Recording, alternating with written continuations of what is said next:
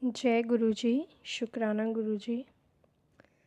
This is the seventh chapter of Guruji's divine book, Surcharged with Divine Love, as written by Sukhmani Aunty.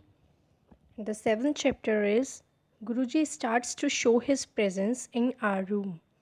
Each time I would go to Guruji, he would say something to me like, "Last night you got up twice to go to the toilet," or "This afternoon you had two chapatis," or things like, "Sukhi auntie, before coming to me, you wanted to color your hair, but since there was no color at home, you first went to the market and bought one, colored your hair, and then came." We would all wonder how he knew. Not only that, then when you left your house, Gil uncle, my grandfather, forgot his watch, so you turned back from the Sector 36 roundabout and went back. "Isn't it that right?" asked Guruji. "Yes, Guruji, this is exactly what happened," my mother answered. I would often think as to how he knew all the minute details but never got around to asking him. One morning, Guruji called up home and told us all to chant 11 malas of a particular part. He told us not to use the prayer beads but to use 11 elements to keep track of the number of malas done and to use 108 black grams as beads instead. This part was to be done at 2 a.m. every morning for a few months. Needless to say, I found the path extremely difficult to pronounce and many times would fall off to asleep in the middle of my chanting, only to be woken up and told by mom to redo everything. Every morning before starting my prayers, I would make sure to tell Guruji never to give me such a tongue twister again. On one such day, just as I was about to fall off to sleep again, I heard and felt someone pull my blanket and fold it neatly at my feet. I suddenly woke up thinking my mother was trying to wake me up, but mom was sitting far away from me with her eyes closed, deep in meditation. Who could have possibly done that?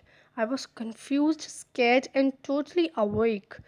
An hour later, when I was concentrating on my prayers with my eyes closed, I again heard my almonds make a noise. I opened my eyes to see that all my almonds that were earlier scattered all over the bed were now neatly kept in a pile in front of me. I again looked at mom, but she was sitting far away and could not have done this. I told my mother of the two incidences that took place with me that morning, only to be told that many times during her prayers too, she had heard Guruji behind her coughing or clearing his throat, and when she would turn around, she couldn't see anything. I was convinced it was Guruji in her room that night. After completing the path, we were told to visit Guruji. That evening we reached late and Guruji told us to stay for a few days.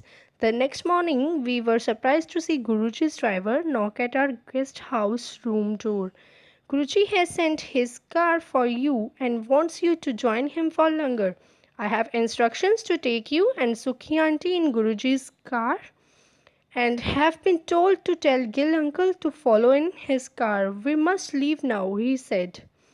I was super excited to travel in Guruji's car. The car was full of Guruji's fragrance and the experience was divine.